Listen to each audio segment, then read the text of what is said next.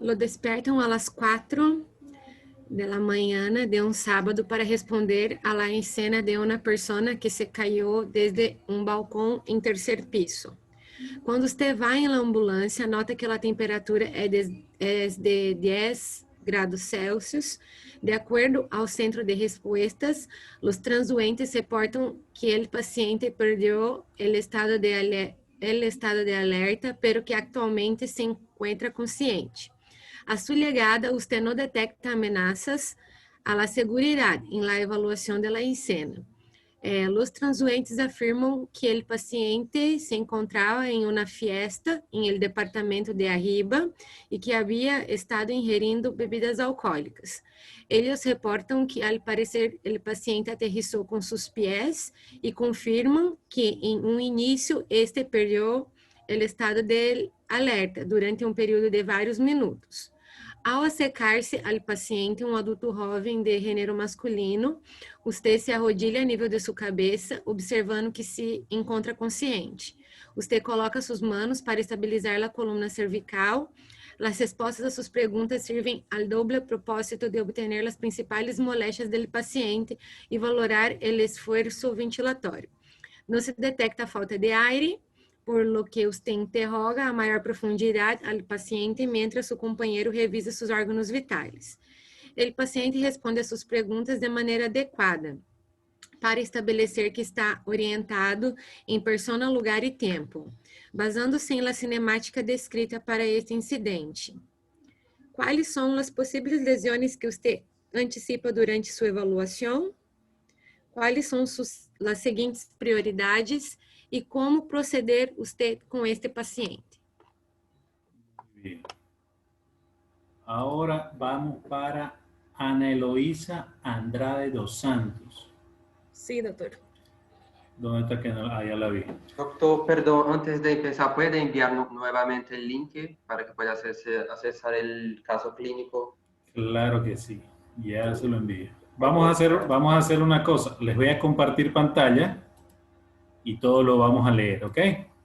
Lo vamos a tener ahí presente. Muy bien. ¿Todos acá? Sí. Muy bien. Entonces, ¿dónde está Ana Eloísa Andrade? Acá, doctor. ¿Cuáles son las posibles lesiones que usted anticipa durante su evaluación? Recuerde bien, posibles lesiones que usted piensa que el paciente pueda tener de acuerdo a lo que se planteó en este momento. A ver.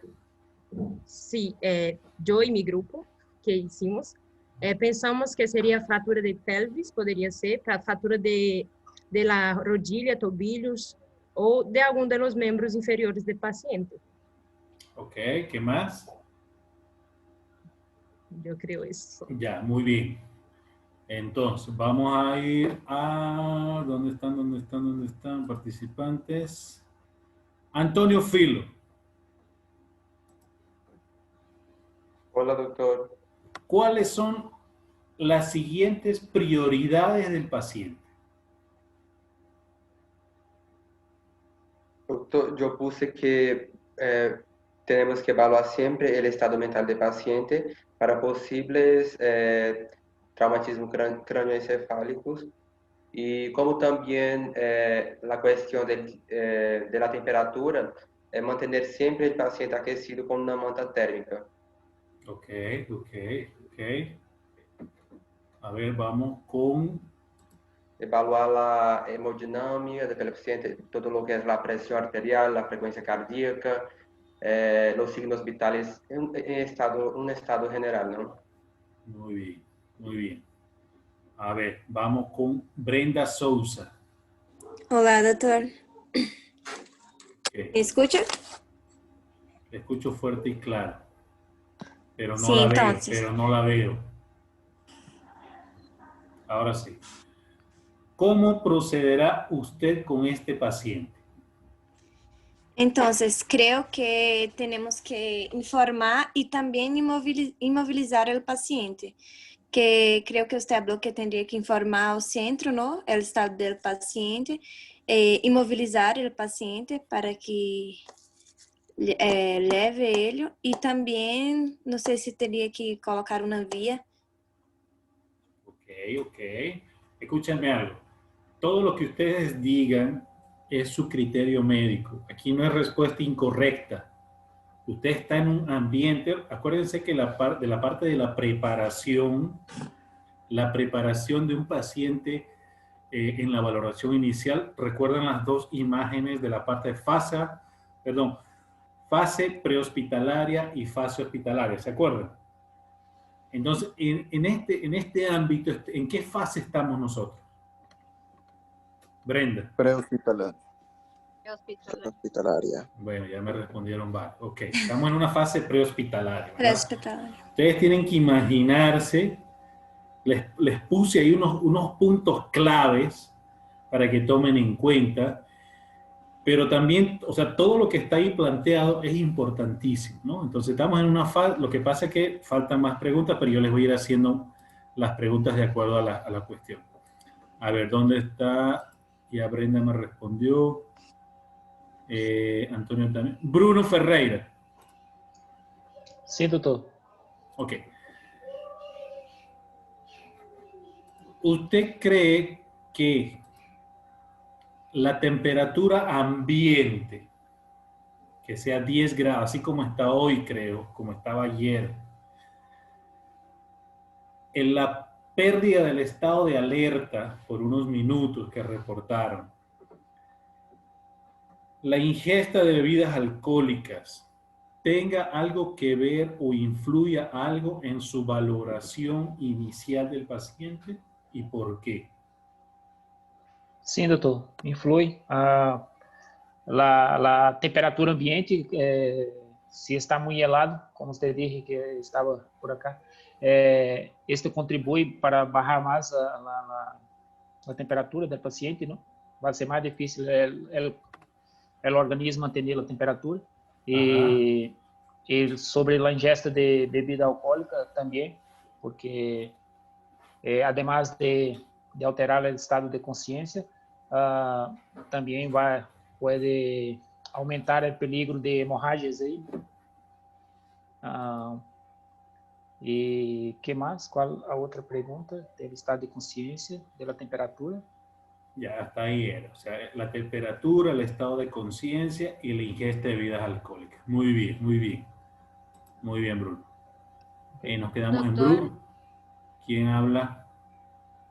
Juliana, creo que hay los estudios, bueno, no estudios, ¿no? Sino exámenes con el paciente semiológico se hacen en consulta, pero debido a que este paciente ha caído de pie y no de cabeza, y como dice, no de cabeza exactamente, y ha tenido una ligera pérdida de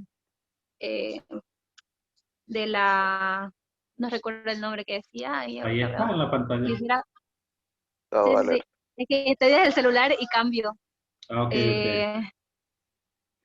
¿Dónde está? Bueno, que no tenía pérdida de reflejos. Estado de alerta. Y de estado de alerta, exacto. Entonces, pero cuando llegaron a estabilizar al paciente, estaba bien, pero creo que por el tipo de caída que tuvo el paciente pudo tener una conmoción cerebral, se llama, y por eso creo que hay que hacerle ver el estudio semiológico neurológico del paciente, ya sea los movimientos visuales, bueno, toda la semiología neurológica al paciente, para ver si no tenía algún tipo de daño por la altura también de la cual cayó. Sí, doctor.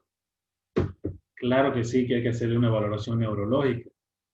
Y la semiología, a ver, dígame el concepto de semiología. ¿Qué quiere decir semiología como concepto? Es la especialidad que se encarga de valorar los exámenes físicos del paciente. ¿Me está preguntando? No, afirmando. Estudio de los signos Y síntomas. y síntomas. El estudio de los signos y síntomas, ¿verdad? O sea, la semiología, me imagino que la vieron en segundo y tercer año, tercer año, es cuando se aplica en todo contexto. ¿Ok? La propedéutica clínica y la semiología médica se aplica a todos los escenarios desde el punto de vista traumático o no traumático, y cada vez que usted va a valorar un sistema o un aparato o una región del cuerpo humano, evidentemente tiene que aplicar la semiología porque por la semiología es que nosotros tenemos un orden lógico de examen físico, ¿verdad? Un orden lógico de interrogatorio del paciente. Eso nos ayuda a entender qué hago primero, por qué en el abdomen yo tengo que, después de la inspección, tengo que auscultar los ruidos hidroaéreos, por ejemplo. De eso se trata la semiología, ¿verdad? Porque yo primero inspecciono, después palpo, percuto y ausculto en la parte respiratoria. Y neurológico es un sistema tan complejo que tiene tantas maniobras, pero igual tiene que aplicarse la semiología. Evidentemente sí, hay que aplicar la semiología neurológica en este paciente. Muy bien, Julián. A ver, nos quedamos en Bruno. Caleb Choque. ¿Dónde está Caleb? Presente, doctor. ¿Cuál es el hermano de Caleb? No tengo. Muy bien. Escúchenme. En esta parte de acá donde dice, usted coloca sus manos para estabilizar la columna cervical. La respuesta a sus preguntas sirve al doble propósito de obtener las principales molestias del paciente y valorar el esfuerzo ventilatorio. En esta etapa, en esto que voy a subrayar, dígame a qué momento de la evaluación primaria corresponde, teniendo en cuenta el ABCDE. ¿En qué momento, o sea, en qué etapa de esa evaluación usted se encontraría evaluando a ese paciente? Estaríamos evaluando la ventilación y... Le voy a volver a repetir. Usted coloca, o bueno, voy a retroceder un poquito. Al acercarse al paciente, un adulto joven, de género masculino,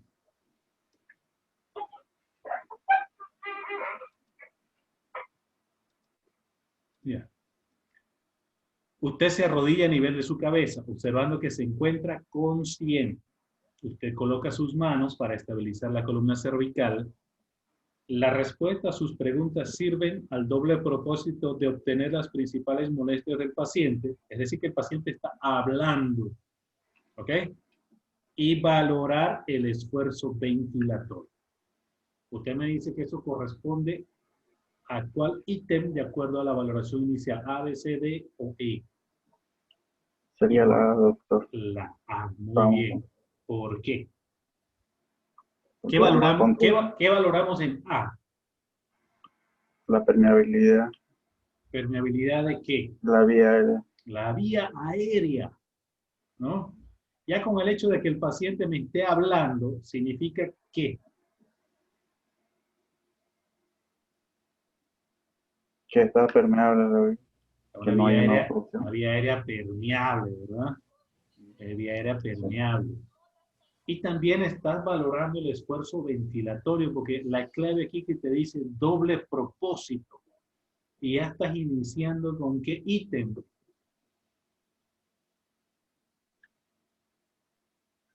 ¿Con qué ítem de la valoración inicial? Y aquí también te dice, no detecta falta de aire. ¿No? O sea, ¿qué valoramos en esto? ¿Qué dos ítems estamos valorando aquí? Sería la A y la B. Muy bien.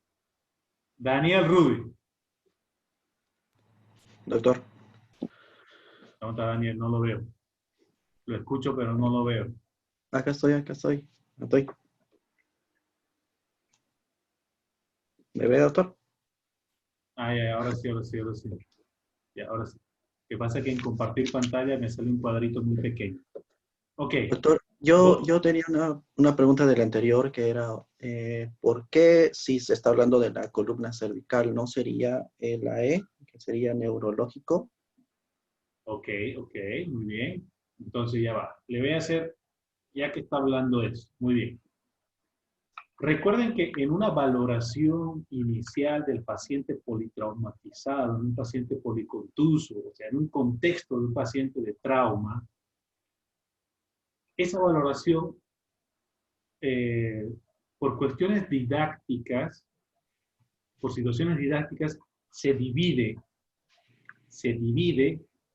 la parte de A, B, C, D, E, para que el estudiante, para que el médico se oriente, haga las cosas ordenadamente, pero en la vida real todo se hace prácticamente casi al mismo tiempo. No nos detenemos solo en A y después vemos B. Es una cosa que, como lo dice ahí, doble propósito. Inclusive tú cuando ya estás viendo al paciente sin tocarlo, ya estás valorando en C si hay hemorragia externa, ¿no? Ahora, con respecto a A, en A hay dos cosas. Uno, por encontrarse la evaluación física, el examen físico como tal, en lo que es nariz, boca y cuello, ¿ok? Usted tiene que aprovechar de inmovilizar, controlar la movilidad de esa columna cervical por varias razones. Uno, en caso tal de que tenga alguna lesión en cuello, como vieron en el video, en uno de los videos que puse en el Classroom, donde hay un paciente que tiene una lesión, ¿verdad? Al paciente lo tengo que tener inmovilizado porque esa lesión pudiese comprometer la vía aérea, ¿ok? Si al paciente lo tengo sin inmovilizar la columna cervical. Por otra parte, tener mucho cuidado en la columna cervical en pacientes inconscientes porque me puede alterar el flujo ventilatorio normal y no sabemos si tiene o no algún tipo de lesión porque el paciente no me habla. Y garantizo una vía aérea permeable tanto con la colocación en pacientes inconscientes de las cánulas, como vieron en los videos, ¿ok? Y de esa manera aprovecho, ¿no? Estoy cuidando la vía aérea, estoy cuidando de que existan lesiones posteriores de la columna cervical. Recuerden que la valoración inicial es una valoración inicial, no es tratamiento inicial. ¿Ok? No sé si respondí a tu pregunta. Sí, doctor. Ok, ahora responda la mía. ¿Cuáles son las posibles lesiones que el paciente pueda tener? Puede presentar lo que son fracturas a nivel de miembros inferiores. También Okay. puede presentar alguna lesión en el cuerpo, por lo cual debemos realizar rayos X de tórax y también una tomografía, porque siempre si has perdido lo que es la inconsciencia por unos cuantos minutos o segundos, es siempre revisar y sacar una tomografía. Ok, escúcheme algo. Siempre concentrarse en la pregunta. Ya me está hablando, no está mal su respuesta, pero ya me está hablando de exámenes complementarios. Yo le pregunto cuáles son las posibles lesiones, usted me tiene que decir. Fractura en miembros inferiores, me dijo, ¿verdad? Sí. Lesiones en tórax, lesiones en X lugar, lesiones en Y. ¿Ok? ¿Está bien? Así Muy es. bien. ¿Qué hay que hacerle rayos X? Claro que sí hay que hacerle rayos X. ¿Qué hay que hacerle una tomografía? Desde luego que hay que hacerle una tomografía. Recuerden que signos vitales. Recuerden que estamos en la fase prehospitalaria. No tenemos un tomógrafo ahí. Puede ser que tengamos un rayo X portátil, puede ser, pero la pregunta es las posibles lesiones. ¿Ok? En la pregunta 1. Continuamos. ¿Dónde está? Ya me habló Caleb, ajá. Daniela Rodríguez. Doctor. ¿Dónde está que no la veo?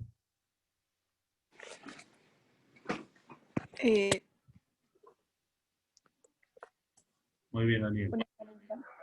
¿Cuáles son las siguientes prioridades en este paciente? Yo había considerado estabilizar al paciente y dirigirse a urgencia para luego hacer los respectivos exámenes complementarios. Excelente, muy bien. Es decir, estabilizó al paciente y nos vamos al hospital. ¿Sí? Sí, sí. Muy bien, Daniel. ¿Usted ya llamó al hospital? ¿Ya dijo que está llevando un paciente? Sí, en el camino iré informando sobre la situación del paciente. Teniendo en cuenta el paciente que está consciente, que aunque en el cuadro clínico no nos dicen que los signos vitales están estables o inestables, sin embargo nos da una aclaratoria que dice está orientado en persona, lugar y tiempo. ¿A qué se refiere con está orientado en persona, lugar y tiempo? ¿Y qué sistema no estaría comprometido? Que tiene un Glasgow de 15 y el sistema nervioso no estaría, cognitivo no estaría comprometido, sistema vascular, ninguno creo. ¿No? Entonces, teniendo en cuenta esto que está aquí, y a pesar de que no nos dicen los signos vitales, ¿usted cree que este paciente es una emergencia o una urgencia? Yo creo que es una urgencia. Muy bien, muy bien, muy bien, muy bien. No tenemos tantos detalles, ¿no? No tenemos tantos detalles, pero el paciente está conversando, está orientado en persona, lugar y tiempo, etc., ¿no? O sea, puede ser una urgencia, no tenemos detalles precisos, pero por lo poco que tenemos, se manejaría como una urgencia. O sea, tenemos menos de 30 minutos para llegar al hospital. ¿Dónde está? A ver, Daniel Rudy ya me respondió. Sí, doctor. Débora Roncaglio. Sí. Ok, ¿dónde está Débora? Está prendida la cámara, doctor. Ahora sí la veo. Ahora sí. Muy bien. ¿Cómo procederá usted con este paciente? Ok, de acuerdo a lo anterior planteado. ¿Y cuáles son las siguientes prioridades? O sea, ya usted determinó unas posibles lesiones, ¿verdad? Unas posibles lesiones.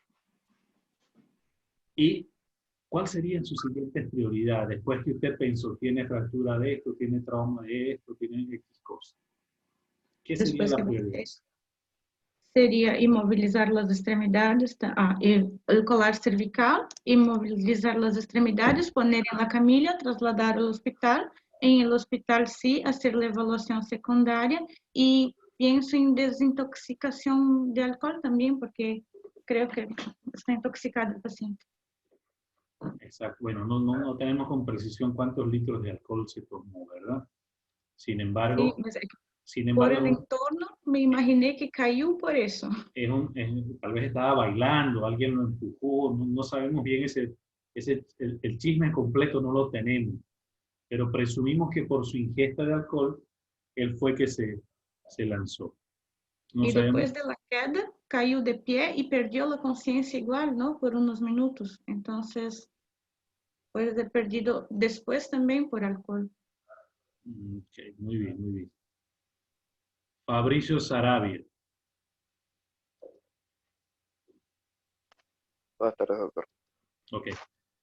¿Qué importancia cree usted o qué significancia desde el punto de vista de la cinemática del trauma usted considera que tenga un valor de presumir alguna posible lesión con respecto a que haya caído de pie? ¿Ok? Acuérdense que hay algo que se llama contenido continente, ¿no? Imagínense que tenemos un envase con algo gelatinoso allá adentro y nosotros lanzamos a una cierta velocidad ese envase. Imagínense que es alguna esfera, que es un globo o algo, pero allá adentro tenga alguna sustancia gelatinosa y dentro de esa sustancia gelatinosa algún tipo de cosas sólidas, ¿no? Entonces, lanzamos eso desde un tercer piso y viaja a una velocidad. ¿Estamos claros hasta ahí? Entonces, al viajar a esa velocidad, viaja como un todo, pero al frenarse, primero impacta la parte externa de la esfera. Pero la gelatina, el contenido que está ahí, sigue manteniendo una cierta velocidad a pesar de que haya chocado a la parte externa, ¿verdad? A pesar que haya chocado a la parte externa. Y esas otras partículas sólidas también tienen una cierta velocidad a pesar que la parte externa haya parado, haya frenado. Eso sigue con una velocidad, ¿no? Eso lo explican muy bien los libros en los traumatismos a altas velocidades, tanto del cráneo, de tórax y de abdomen. Ahora, ¿usted cree que eso tenga algún tipo de significancia, el dato de que haya caído de pie y pensar en unas posibles lesiones del punto de vista de otros sistemas, no solamente el sistema de los miembros inferiores, osteomía articular de los miembros inferiores? ¿Qué otros órganos y o sistemas usted cree que hayan tenido lesiones, unas posibles lesiones, teniendo en cuenta ese dato que es muy importante, importantísimo? Bueno, además de las lesiones osteoarticulares y músculos, también podría haber unas lesiones hemorrágicas ya internas, ya que el paciente ha caído de una altura, también depende del peso del paciente, puede que haya unas lesiones que estén comprometiendo. En este caso, si hubo una caída con mayor espesor, dependiendo de su peso, también puede ser que haya un daño esplénico, ya que se ha dicho que es uno de los órganos más afectados en estos casos. Ok, ok. ¿Alguien quiere decirme algún otro tipo de órgano que... Doctor, Ajá. pienso, doctor, que podría... A ver, no se pelee, no se pelee. doctor, ¿cree que también el paciente podría presentar también un daño de la columna vertebral, no? Puede haber un desmoronamiento. Exacto. Ajá, pero ¿qué Aplastamiento tipo? de una vértebra. Eso es el aplastamiento de una vértebra. Es una de las situaciones en las cuales uno tiene que pensar cuando un paciente cae de pie. ¿Ok? Muy importante eso. Muy importante. Y yo también creo que a raíz de eso podría... ¿Quién me habla? Yo, Milenka. Ah, yo, ok. Su cámara. Yo creo que a raíz de eso y a raíz de que pueda haber una fractura de algún tipo de costilla, también podría haber un traumatismo torácico. O también podría haber tromboembolismo pulmonar. Y también lo que comentó mi compañera de que la paciente trataría como una urgencia en vez de como una emergencia, yo lo trataría como emergencia.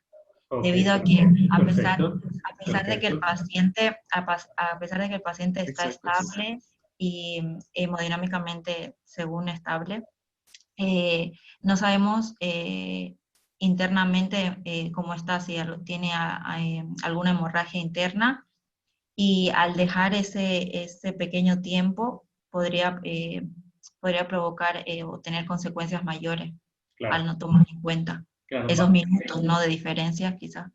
Vamos de atrás hacia adelante. Evidentemente, este paciente es un paciente politraumatizado, ¿ok? De entrada, ¿ok? Aunque en un inicio esté estable, ¿ok? No sabemos realmente qué está ocurriendo en la parte intraabdominal e intratorácica, porque pueden haber pequeñas lesiones, pequeños desgarros de órganos sólidos como es vaso e hígado, ¿no? Desde el punto de vista abdominal. Y puede tener un pequeño sangrado que se puede inestabilizar el paciente en el transcurso de los minutos. Ahora yo le pregunto, explíqueme fisiopatológicamente cómo es eso del tromboembolismo pulmonar en un paciente politraumatizado. Escuché bien, me dijo tromboembolismo pulmonar, ¿no? ¿Cómo? Usted me mencionó tromboembolismo pulmonar. Sí, sí. ¿Cómo es ese negocio? La afección que tiene de las arterias pulmonares están obstruidas por un coágulo sanguíneo que quizá pueda llegar a tener el paciente la hemorragia interna.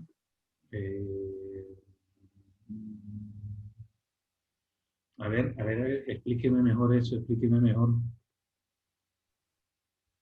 ¿Cómo en un paciente politraumatizado puede ocurrir un tromboembolismo pulmonar?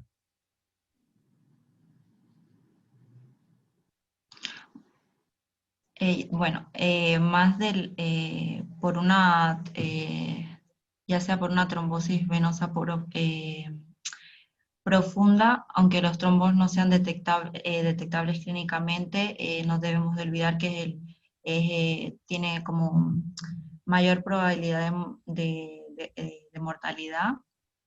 Entonces se tiene que... Pero ¿cómo mi pregunta es, ¿cómo en un paciente politraumatizado? Porque generalmente un trombo que se forma por una insuficiencia venosa periférica puede migrar. Pudiese migrar, ¿verdad? De un paciente joven aparentemente, ¿ok? Ahora, si usted me habla de un émbolo graso por múltiples fracturas, sí le puedo comprar ese concepto. Pero en el contexto de nada más tromboembolismo pulmonar, principalmente se le atribuyen a otro tipo de patología. ¿Ok? Ahora, en caso tal, ya usted lo mencionó, tromboembolismo pulmonar, ¿cuál sería la profilaxis para evitar un tromboembolismo pulmonar? No estamos diciendo que el paciente lo pueda tener, pero ya que lo mencionó, ¿cuál es la profilaxis de tromboembolismo pulmonar?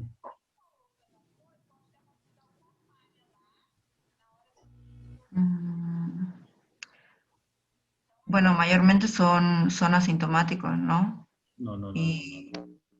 Profilaxis. ¿Podríamos dar al paciente un anticoagulante? Heparina no fraccionada. Medicamento. La heparina de bajo peso molecular, la enoxaparina, ¿verdad? Ahora, ¿y quién me mencionó eso? Ana, ¿puede ser? Ana Carolina. Yo. ¿Cuál es la dosis de la enoxaparina? Dosis profiláctica. La dosis subcutânea o vía oral? Heparina vía oral. ¿Cuál es esa? ¿Cuál presentación hay?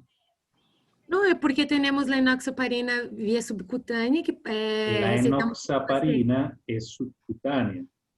Ah, ya. Porque es liposoluble. Y la heparina sódica es así, podemos poner endovenoso y podemos poner subcutáneo.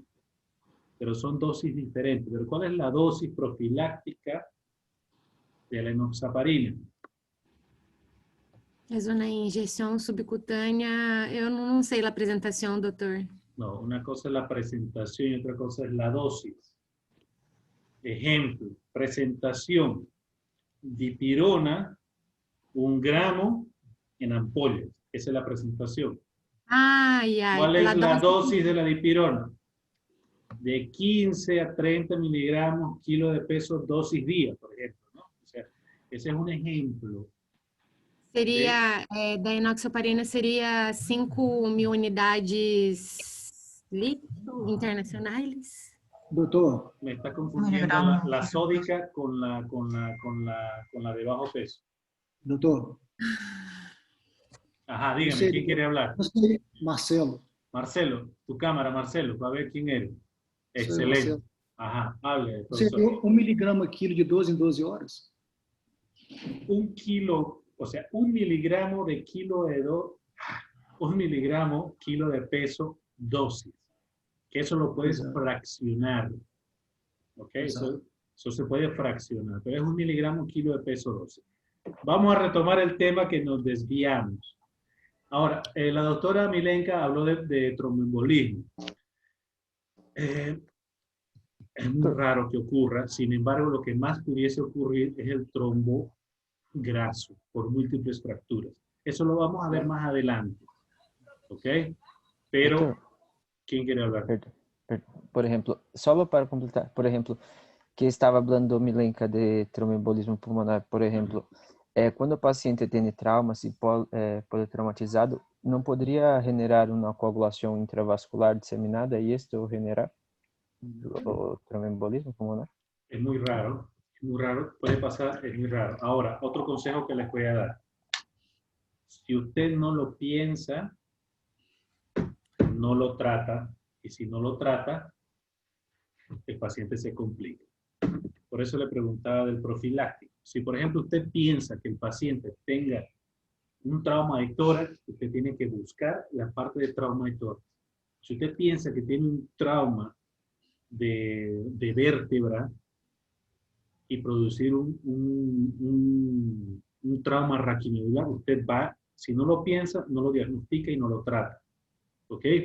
Si pensaron en un tromboembolismo pulmonar, tiene que pensarlo, diagnosticarlo y tratarlo.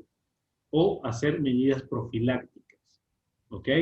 Pero en una coagulación intravascular diseminada, es un paciente que están muy complicados, que muchas veces cursan con acidosis metabólica, cuando están en una coagulopatía por consumo, cuando están en algún tipo de otra enfermedad que se complica a raíz de la primera noxa. ¿Ok? Entonces, todo lo que ustedes piensen tienen que diagnosticarlo. ¿Ok? Si estoy pensando que hay una lesión en la arteria femoral, tengo que buscar y examinar. ¿Ok? Eso es importantísimo, lo que les digo. En este paciente, usted tiene que pensar en todas las posibles lesiones que hayan habidas y por haber. Tiene que pensar que hay un traumatismo craneoencefálico. Por el contexto que está orientado en persona, lugar y tiempo, un traumatismo craneoencefálico leve. Tiene que pensar que